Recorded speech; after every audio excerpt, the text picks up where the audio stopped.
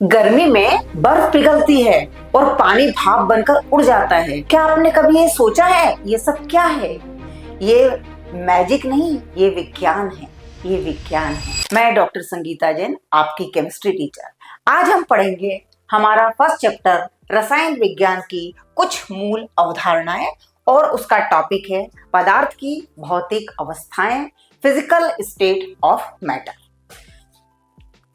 Physical state of matter में जैसे कि आपको पता ही है कि मुख्यतः तीन अवस्थाएं होती हैं, सॉलिड यानी ठोस, लिक्विड यानी द्रव्य और गैस। बाद में एक और टर्म इंट्रोड्यूस की गई है जिसे हम कहते हैं प्लाज्मा। तो इस तरीके से अब हम चार इसकी स्टेट पढ़ेंगे, चार अवस्थाओं में इसको हम पढ़ेंगे, solid, liquid, gas and plasma. अब इन तीनों में क्या डिफरेंस है? सबसे पहले हम तीन जो अवस्थाएं हैं, ठोस यानी सॉलिड, लिक्विड और गैस, इन तीनों में क्या डिफरेंसेस है? तो आपने देखा होगा ठोस यानी जिसका कि आकार बिल्कुल निश्चित है, जैसे सपोज ये एक चौकोर आपको आकृति दिख रही है, तो यहाँ आपको देख के ही समझ में आ रहा है कि ये कोई सॉलिड सब्सटेंस है। परंतु जब लिक्विड है तो वो उसका कोई आकार निश्चित नहीं है, गैस का भी कोई आकार निश्चित नहीं है।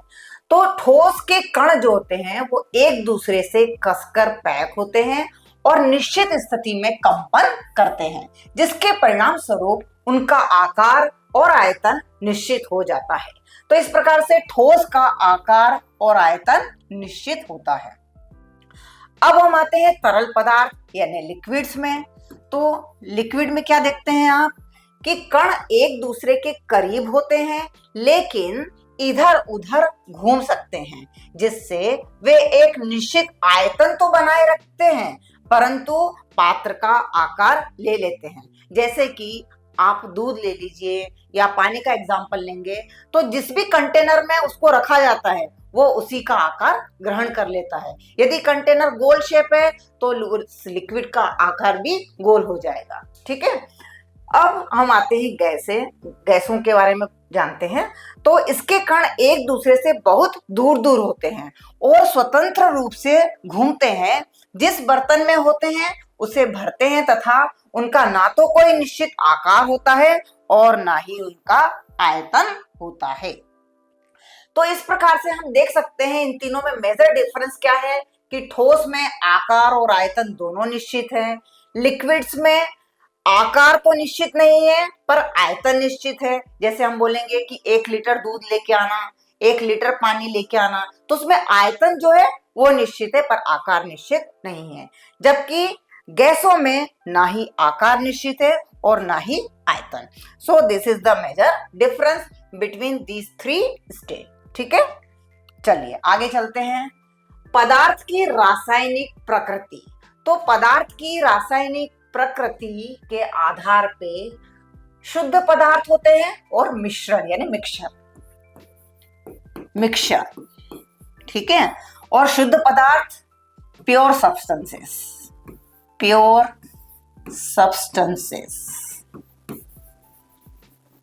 ठीक है।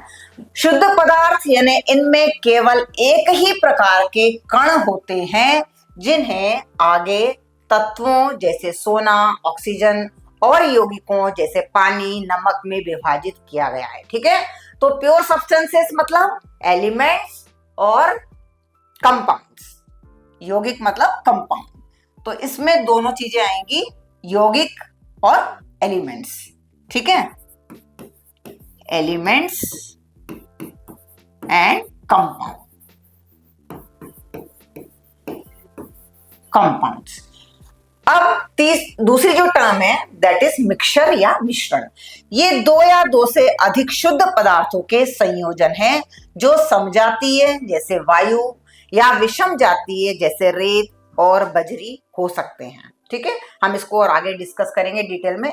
तो नाम से ही समझ में आ रहा है कि ये क्या है, मिक्सचर है। किसके मिश्रण है ये? शुद्ध पदार्थों के संयोजन से बनते हैं। अब शुद्ध पदार्थ आपको पता है कि एलिमेंट्स है या कंपाउंड्स है, तो इनके कॉम्बिनेशन से, इनके मिक्सचर से क्या बनता है? मिश्रण। ठीक है, चलिए आगे देखते हैं।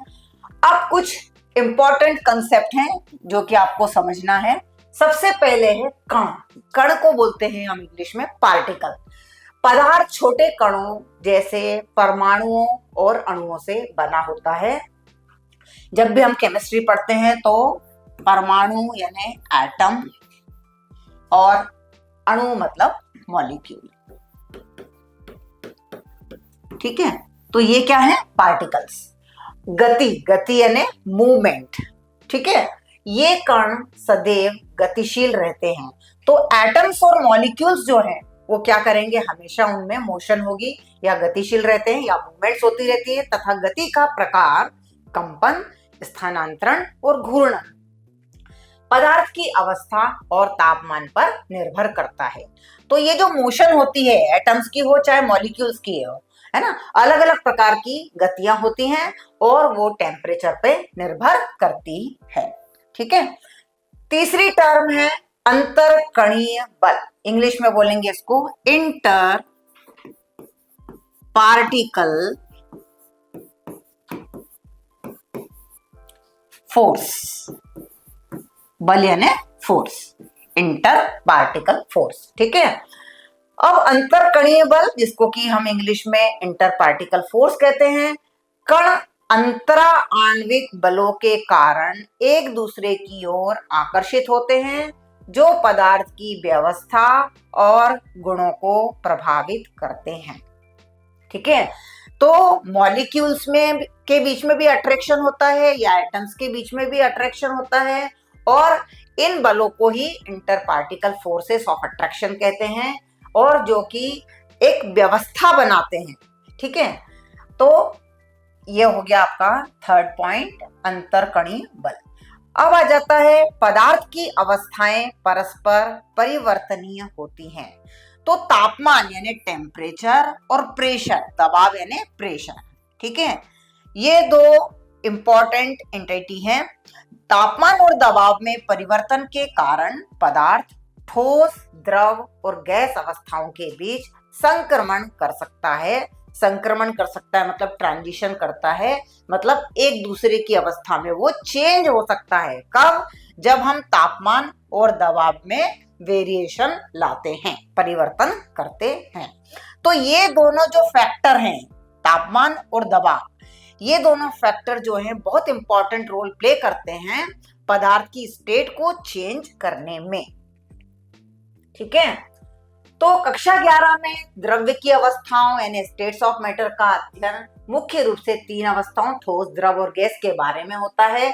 इन अवस्थाओं के गुण, परिवर्तन और इन परिवर्तनों को प्रभावित करने वाले कारक महत्वपूर्ण हैं। ठोस का आकार और आयतन निश्चित होता है। ठोस के कण एक दूसरे के साथ मजबूती से जुड़े होते हैं, और ठोस को कंप्रेस करना मुश्किल होता है। कंप्रेस करना क्या आप उसको दबा के छोटा कर सकते हैं? नहीं कर सकते।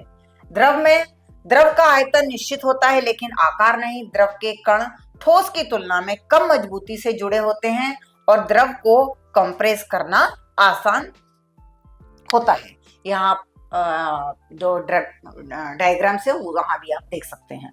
गैस का आयतन और आकार दोनों ही अनिश्चित होते हैं।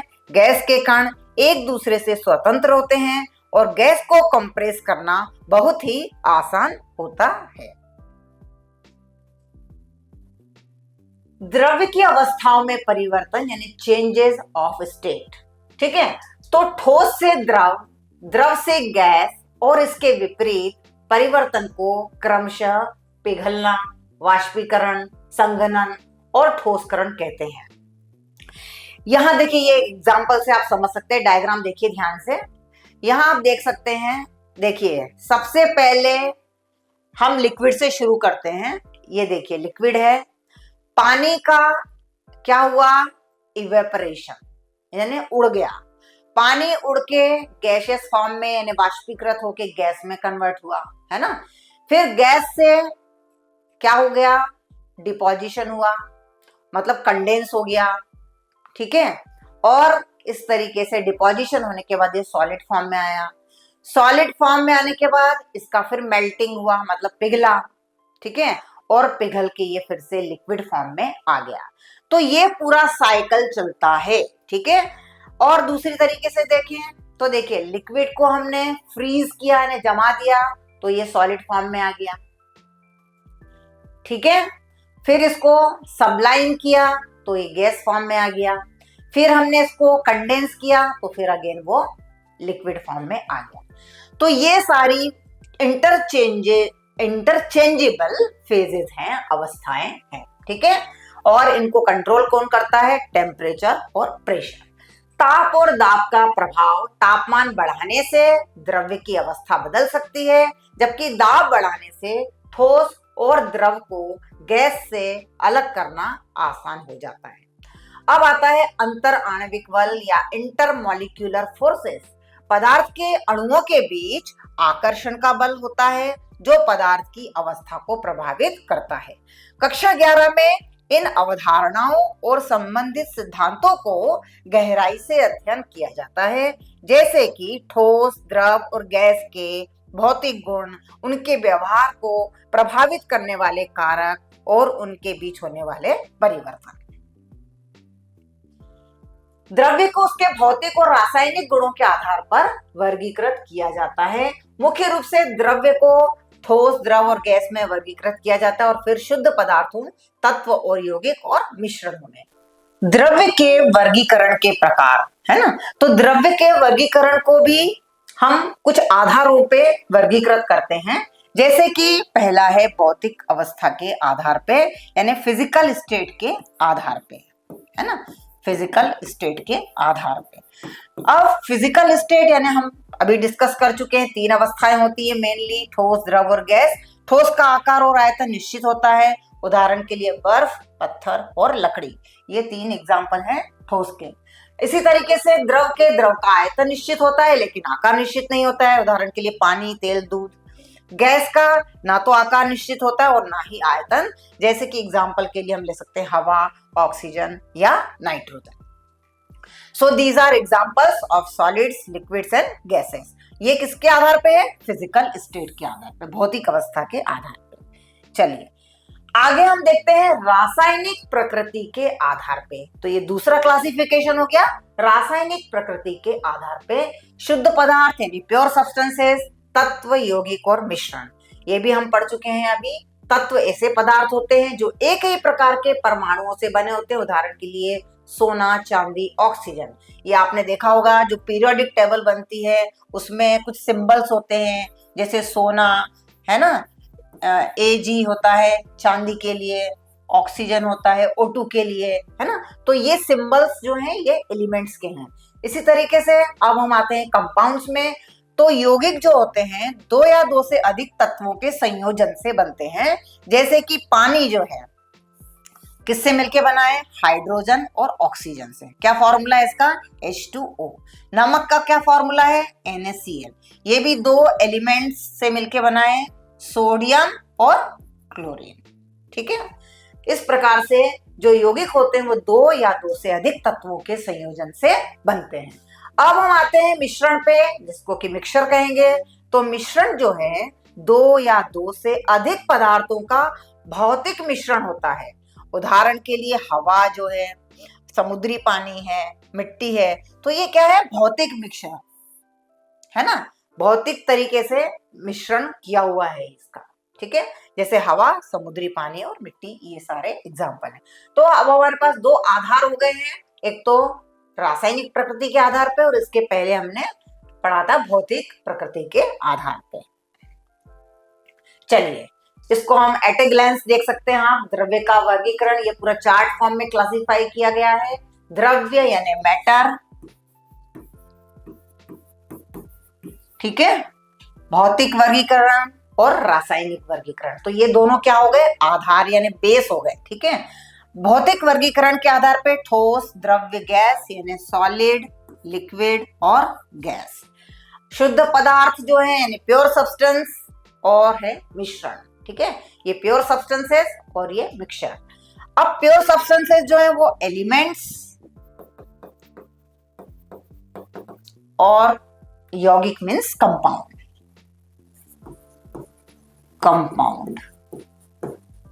ठीक है। मिश्रण जो होते हैं वो दो प्रकार का हो सकता है, समांगी और विषमांगी। समांगी को इंग्लिश में बोलेंगे होमोजेनस और विषमांगी को हेट्रोजेनस। ठीक है, तो समांगी मिश्रण है ना होमोजेनस और विषमांगी मतलब हेट्रोजेनस। ठीक है, अब मैं इसको थोड़ा सा और एक्सप्लेन कर देती हूँ। होमोजेनस मतलब जैसे दो प्रकार की गैसों का मिक्सचर है, तो उनकी फिजिकल स्टेट क्या है, सेम है, दोनों ही गैसें हैं, तो हम उसको बोलेंगे होमोजेनस मिक्सचर, है ना। पर जैसे विषमांगी मिश्रण है, मतलब उनकी फिजिकल स्टेट ही डिफरेंट है, तो जब ऐसे मिक्सचर बनते हैं तो उसको बोलते हैं हेट्रोजेनस मिक्सचर। अब हम एलिमेंट्स में भी देखिए, धातु, अधातु और उपधातु तीन प्रकार के होते हैं एलिमेंट्स। या धातु यानी मेटल, अधातु यानी नॉन मेटल, एनएम शॉर्ट में लिख रही हूं मैं, ये मेटल हो गया, ये नॉन मेटल हो गया, और उपधातु यानी मेटेलॉइड, मेटेलॉइड, मेटेलॉइड। ठीक है, अब यौगिक जो है यानी कंपाउंड जो है वो भी दो प्रकार के होते हैं, कार्बनिक और अकार्बनिक। कार्बनिक का मतलब होता है ऑर्गेनिक, और अकार्बनिक इनऑर्गेनिक।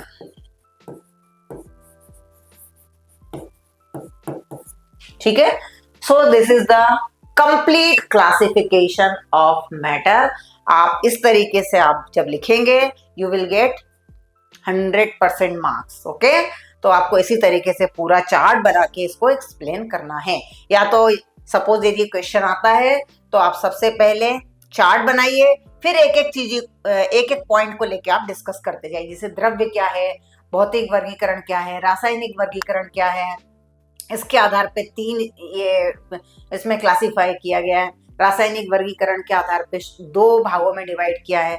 तो एक एक पॉइंट को आप लेके इसको एक्सप्लेन कर सकते हैं अच्छे से। तो अब जब भी आप कुल्फी खाएं या बर्फ को पिघलते हुए देखें तो याद रखना ये सब मैटर के मैजिक हैं।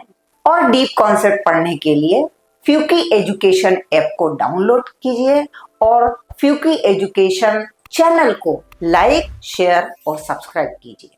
Thank you.